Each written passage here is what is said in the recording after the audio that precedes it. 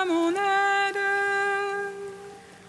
Seigneur, viens vite à mon secours. Gloire au Père, au Fils, au Saint-Esprit, maintenant et toujours. Dans les siècles des siècles.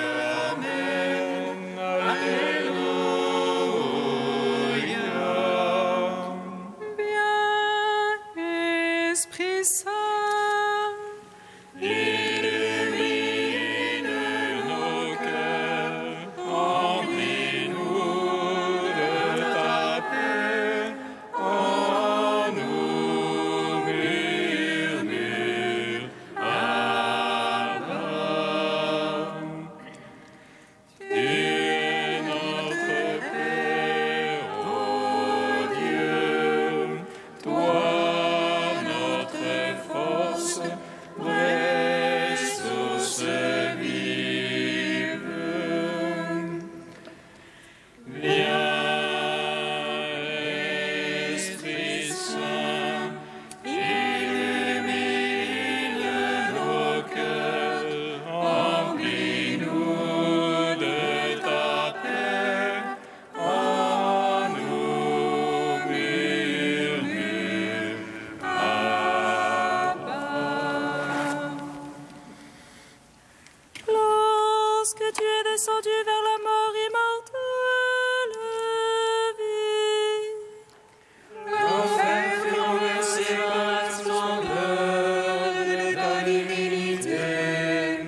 Et lorsque tu ressuscitas les morts, qui gisaient au fond du tombeau, tous les anges dans les cieux se mirent à chanter. Gloire à toi, source de vie, ô Christ notre Dieu.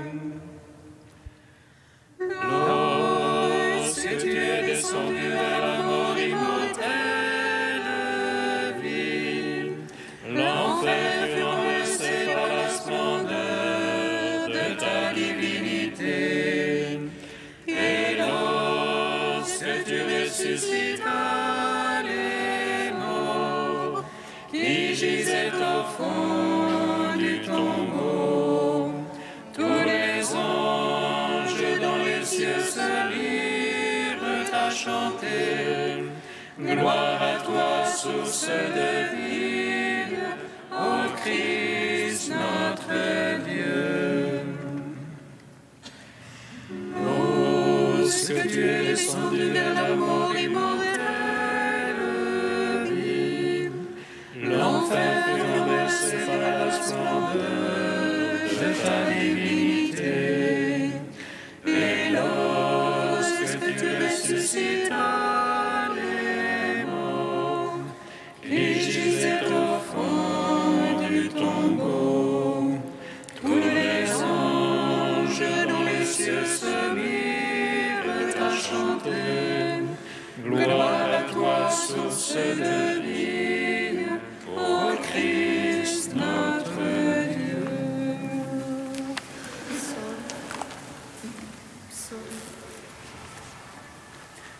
Psaume 118, strophe 15. Arrête-toi, parole, Seigneur, soutiens-moi, et je vivrai. Ta parole, Seigneur, soutiens-moi, et je vivrai. Je hais les cœurs partagés, et j'aime ta loi. Toi, mon abri, mon bouclier, j'espère en ta parole. De moi détournez-vous, méchants. Je veux garder l'ordre de Dieu. Sois mon soutien selon ta promesse et je vivrai. Ne fais pas honte à mon attente. Sois mon appui, je serai sauvé. Tel dans les yeux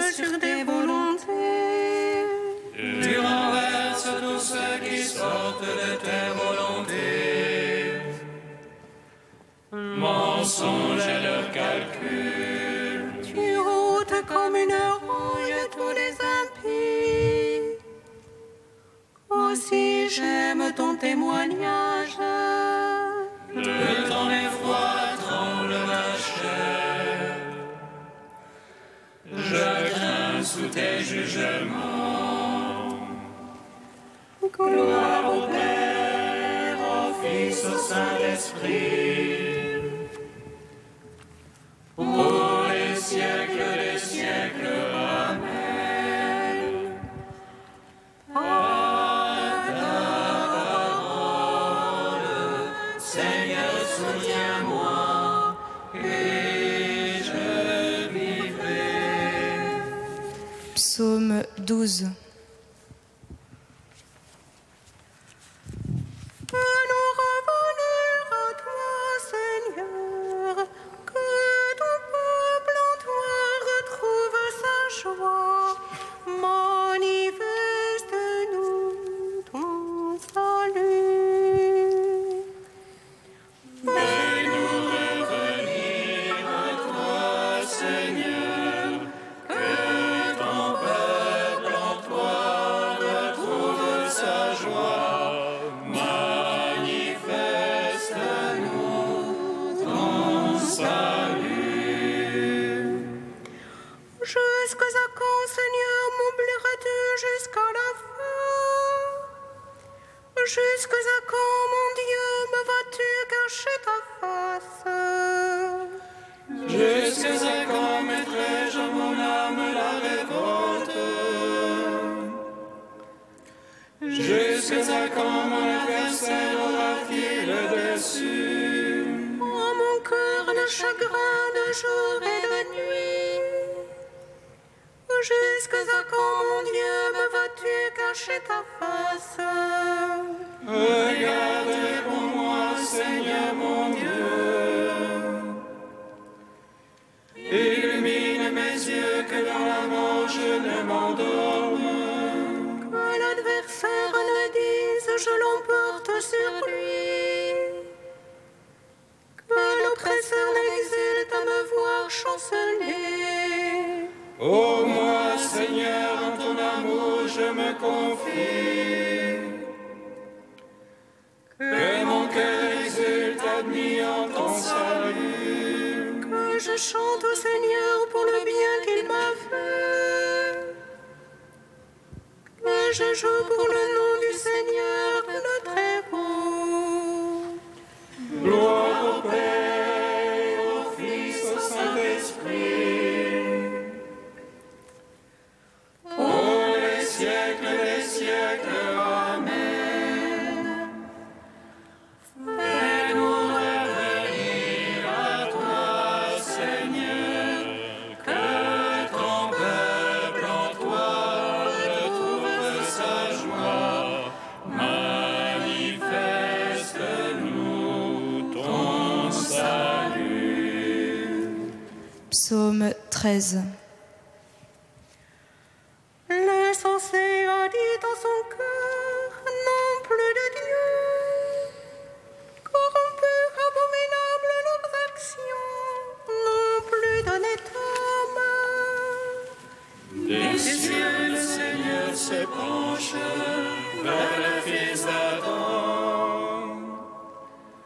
Ô roi, si en est un de sensé, un qui cherche Dieu. Tous ils sont dévoyés, ensemble pervertis. Non, il ne plaît d'honnête homme, non plus un seul. Ne savait-il tous les malfaisants, ils mangent mon peuple. Voilà le pain qu'ils mangent, ils n'invoquent pas Dieu. Alors ils seront frappés d'effroi, sans cause d'effroi. Car Dieu est pour la race du juste, le Seigneur est son abri. Vous bafouez les visées du petit, mais le Seigneur est son abri. Qui donnera de Sion le salut d'Israël. Seigneur ramènera son peuple. Lorsque le Seigneur ramènera son peuple, allégresse à Jacob et joie pour Israël. Gloire au Père, au Fils, au Saint-Esprit, pour les siècles des siècles. Amen. Fais-nous revenir à toi, Seigneur, que ton peuple en toi retrouve sa joie. Manifeste-nous ton salut. Cantique de l'Ecclésiastique, page 268. Écoutez-moi, mes enfants, et grandissez comme la rose plantée au bord de l'eau. Comme l'encens exhalait une bonne odeur, fleurissez comme le lys. Donnez votre parfum, chantez un cantique, bénissez le Seigneur pour toutes ses œuvres. Magnifiez son nom par vos chants, sur vos cithars publiez ses louanges. Elles sont magnifiques, les œuvres du Seigneur, ses ordres sont exécutés ponctuellement. À sa parole, l'eau s'arrête et s'amasse, à sa voix s'ouvre le réservoir des eaux. Sur son ordre, tout ce qu'il désire s'accomplit, personne n'arrête son geste de salut. Toutes les œuvres des hommes sont devant lui, aucune n'échappe à son regard. Son regard s'étend de l'éternité à l'éternité, rien n'est surprenant à ses yeux. Il ne faut pas dire pourquoi cela, car tout a été créé pour une fin. Rendons gloire au Père Tout-Puissant, à son Fils Jésus-Christ le Seigneur. À l'Esprit qui habite dans nos cœurs, pour les siècles des siècles. Amen.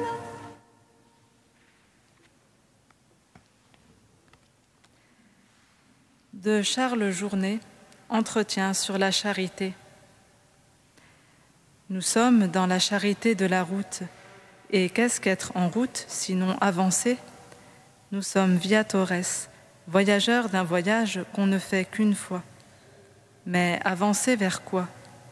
Vers la béatitude. Et comment nous en approcher? Par des pas d'intelligence et d'amour, dira saint Grégoire le Grand.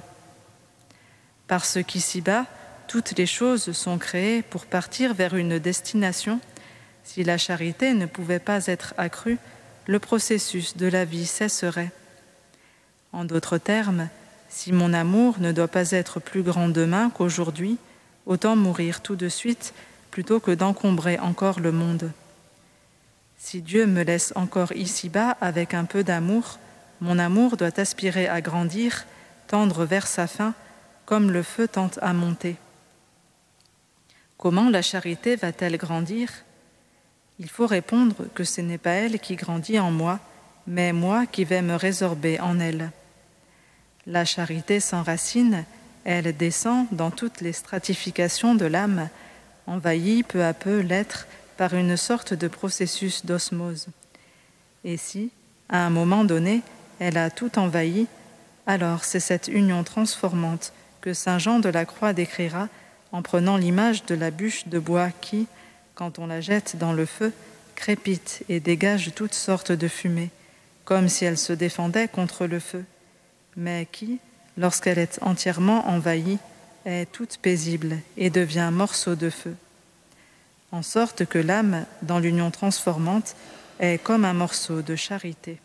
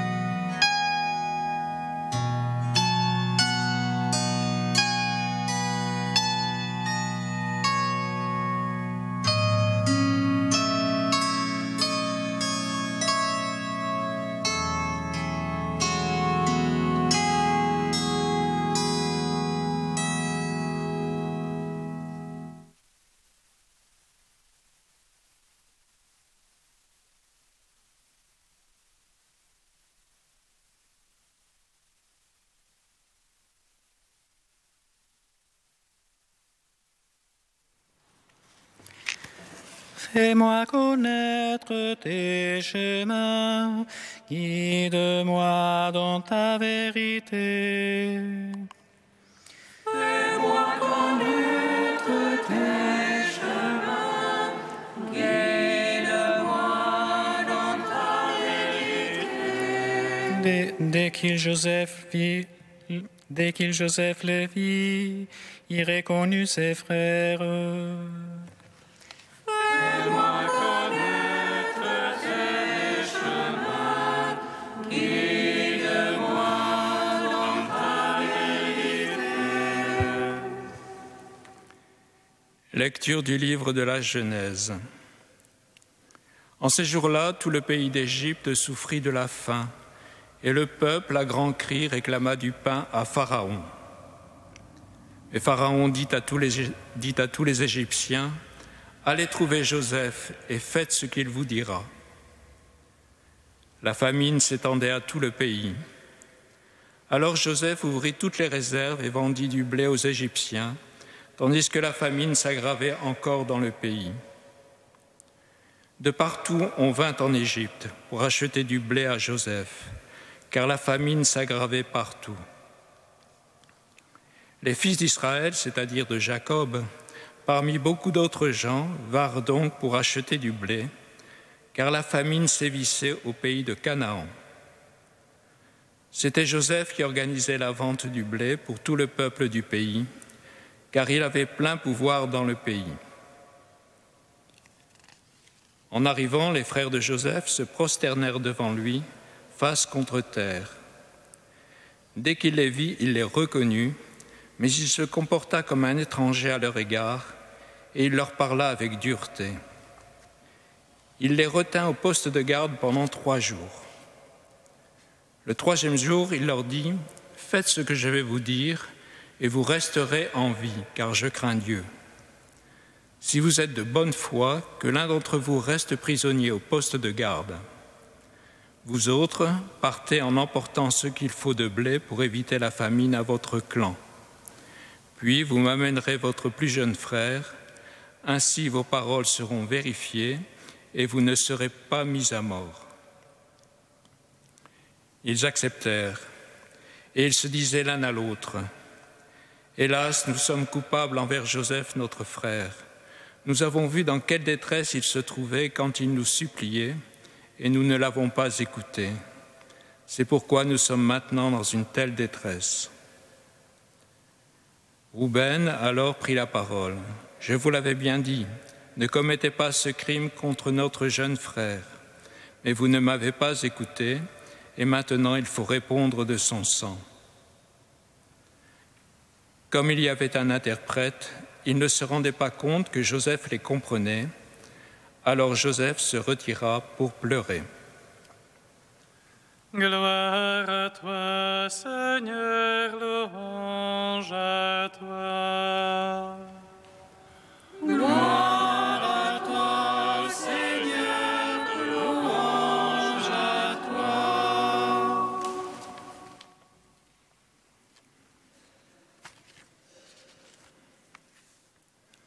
Il y a 2 ans, nous avons vu que ce texte relatif à l'histoire de Joseph aurait pu s'appeler « Histoire d'une fratrie qui devient fraternité ».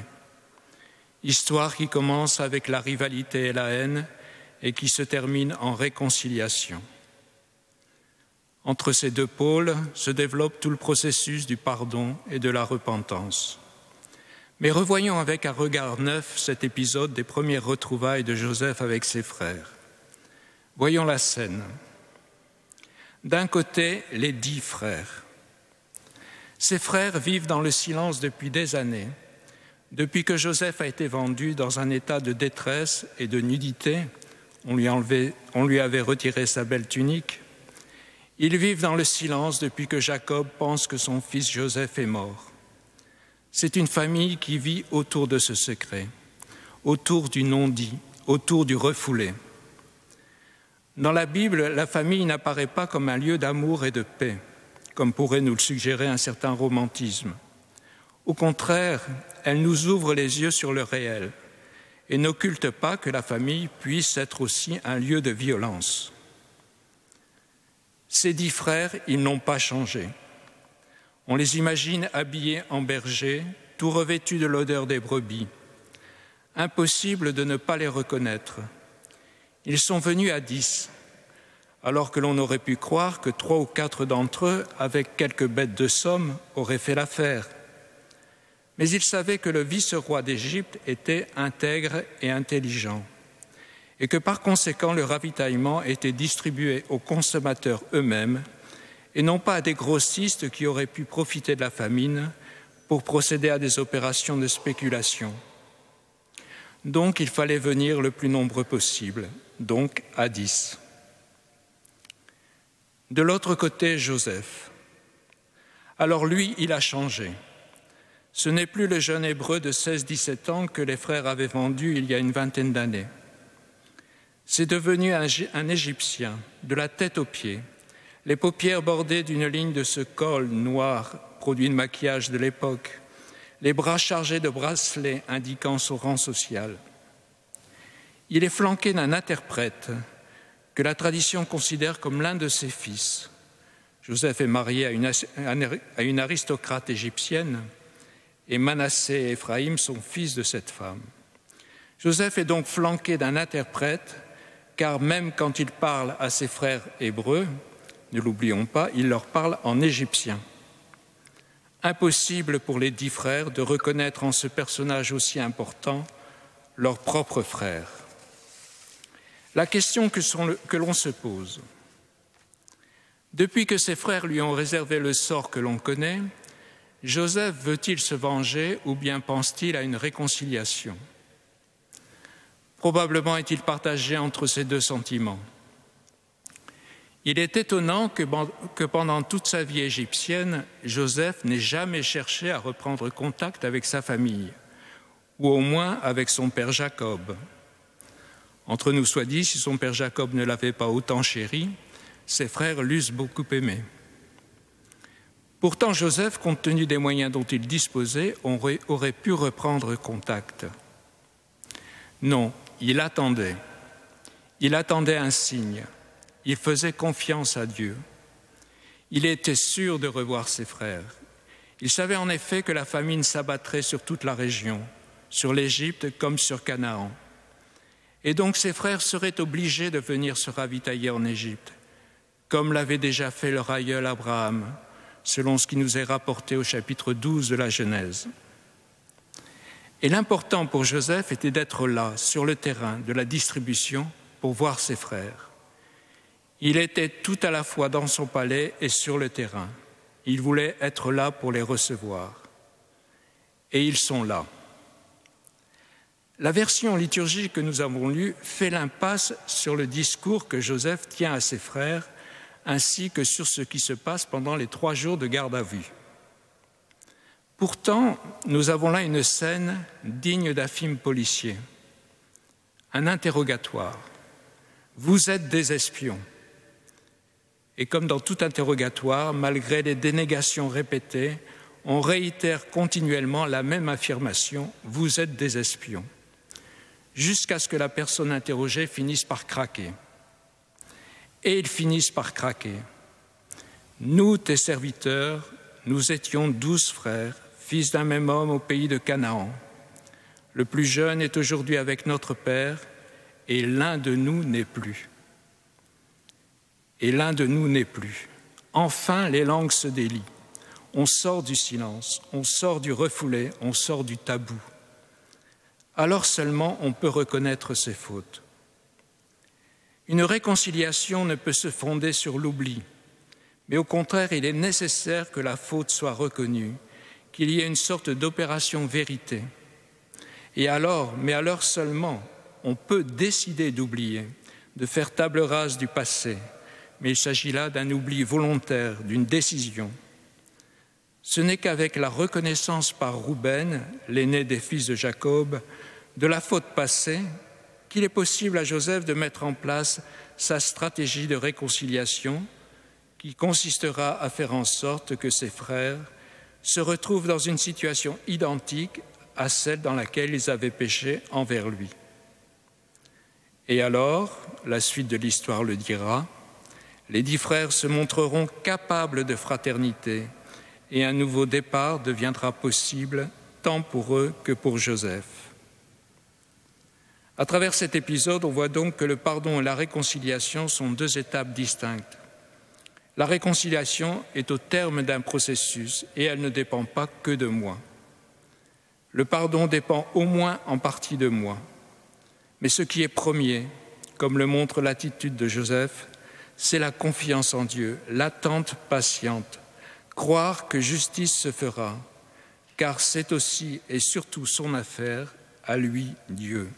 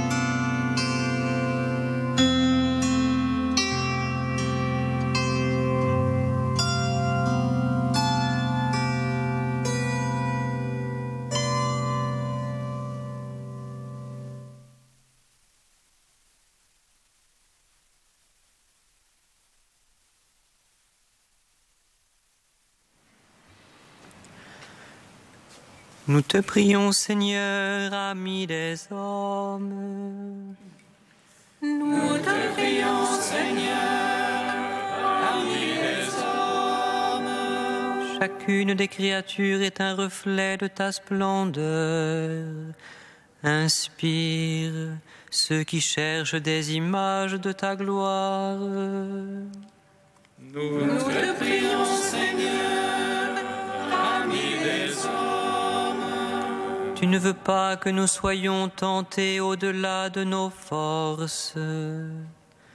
Donne-nous la grâce de la persévérance et de la fidélité.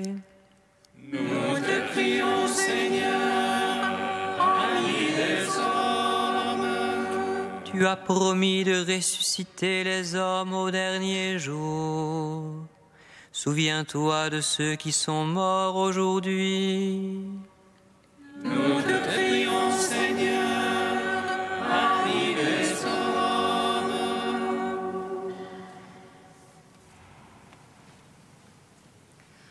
Dieu saint, saint fort, saint immortel, prends pitié de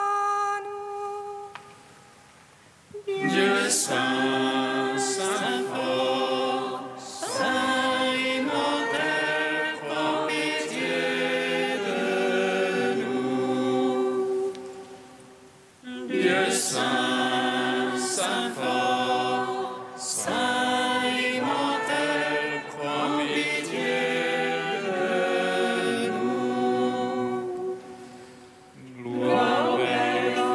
Saint-Esprit, maintenant et toujours et dans les siècles des siècles. Amen. Saint Imhotep, prends pitié de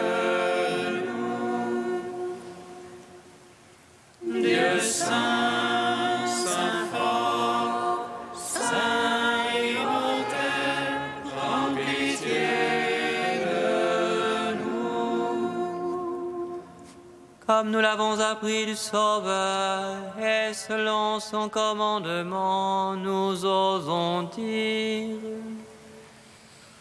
Notre Père, qui es aux cieux, que ton nom soit sanctifié, que ton règne vienne, que ta volonté soit faite sur la terre comme au ciel. Donne-nous aujourd'hui notre pain de ce jour. Pardonne-nous nos offenses, comme nous pardonnons aussi à ceux qui nous ont offensés. Et ne nous soumets pas à la tentation, mais délivre-nous du mal. Car c'est à toi qu'appartiennent le règne, la puissance et la gloire pour les siècles des siècles. Amen.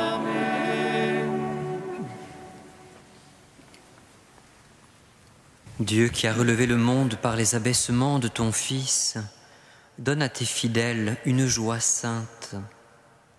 Tu les as tirés de l'esclavage du péché, fais-leur connaître le bonheur impérissable. Par Jésus-Christ, ton Fils unique, notre Seigneur et notre Dieu, qui vit et règne avec toi dans l'unité de l'Esprit Saint, maintenant et pour les siècles des siècles.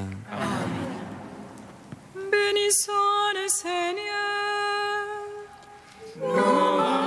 Grâce à Dieu. Amen.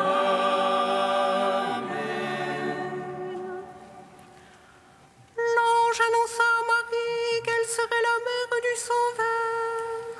Et conçue de l'Esprit Saint, réjouis-toi, Marie, pleine de grâce, le Seigneur est avec toi.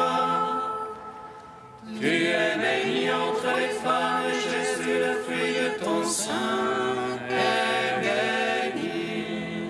Voici la servante du Seigneur. Qu'il me soit fait selon ta parole. Réjouis-toi, Marie, pleine de grâce, le Seigneur est avec toi. Tu es bénie entre les femmes, et Jésus, le fruit de ton sein, est béni. Et le Verbe s'est fait chair. Et il a demeuré parmi nous. Réjouis-toi, Marie, pleine de grâce, le Seigneur est avec toi. Tu es bénie entre les femmes, et Jésus, le fruit de ton sein,